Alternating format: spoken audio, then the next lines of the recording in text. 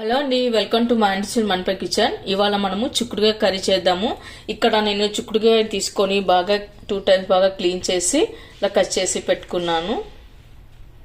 ఇప్పుడు మనము stove on చేసుకొని ప్యాన్ పెట్టుకొని 2 teaspoons ఆయిల్ వేసుకున్న తర్వాత 2 tablespoons ఆయిల్ వేసుకున్న తర్వాత కొద్దిగా మినపగుళ్ళు వేసుకోవాలి. ఆ తర్వాత కొద్దిగా జీలకర్ర వేసుకుందాం. ఆ తర్వాత సన్నగా కట్ చేసి పెట్టుకున్న ఆనియన్ ముక్కలు వేసుకోవాలి. ఆ తర్వాత కచ్చపచ్చగా పెట్టుకున్న 4 వెల్లుల్లి రెబ్బలు వేసుకోవాలి. అలాగే ఇప్పుడు వేరుశనగ గుళ్ళు కూడా వేసుకుందాము.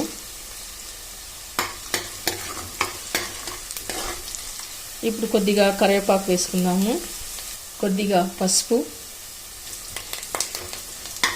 ఇప్పుడు ఆనియన్ ఎర్రబడ్డాక మనం కట్ చేసి పెట్టుకున్న చిక్కుడుగాయలు వేసుకోవాలి. ఇప్పుడు చిక్కుడుగాయలో ఉన్న పచ్చివాసన పోయే వరకు కలుపుకొని పెట్టుకోవాలి.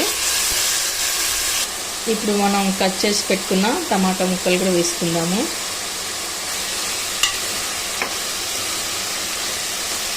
ఇప్పుడు కొద్దిగా రెడ్ చిల్లీ పౌడర్, సాల్ట్, ధనియా పౌడర్, జీరా పౌడర్ ఇవన్నీ వేసాక కలుపుకొని పెట్టుకోవాలి.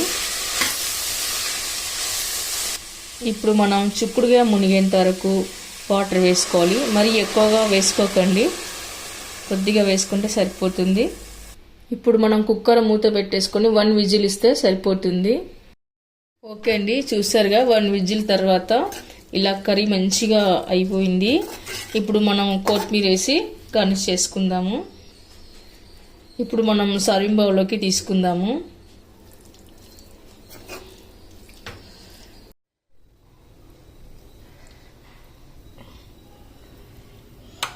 ఓకే అండి, చూసారుగా సింపుల్ అండ్ టేస్టీ చిక్కుడుగాయ కర్రీ. ఈ కర్రీ రైస్లోకి, రోటీలోకి, చపాతీలోకి చాలా సూపర్ టేస్ట్గా బాగుంటుంది. మీరు కూడా ఒకసారి ట్రై చేయండి. మీకు ఎలా కుదిరిందో కామెంట్స్లో పెట్టండి, లైక్ చేయండి, షేర్ చేయండి. తప్పకుండా మన ఛానల్ని సబ్స్క్రైబ్ చేయండి. Thank you for watching.